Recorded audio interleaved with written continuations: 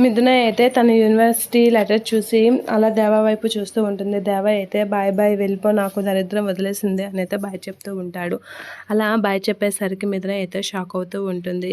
అంటే నేను అసలు ఈ ఆనందంలో అసలు విషయం మర్చిపోయానే, ఇంగ్లాండ్కి వెళ్తే తిను నన్ను వదిలించుకోవాలని చూస్తాడు అనేది అనుకుంటూ ఫీల్ అవుతూ ఉంటుంది మిథున. ఇక శారద అయితే నువ్వు నా కొడుకు జీవితాన్ని చక్కబెట్టడానికి తన జీవితంలోకి వచ్చావు అనుకున్నాను, కానీ తనని మధ్యలో వదిలేసి నీ ప్రయాణం నువ్వు చూసుకుంటావని అనుకోలేదు. నేను అనుకున్నవేవి జరగవని దీంతో మరొకసారి రుజువయింది అని చెప్పేసి అయితే శారద ఫీల్ అవుతూ ఉంటుంది. నా కొడుకుని చక్కబెట్టే బాధ్యత నువ్వు తీసుకుంటావు అనుకున్నాను, కానీ ఇలా అవుతుందని అనుకోలేదు అని అయితే ఫీల్ అవుతూ ఉంటుంది.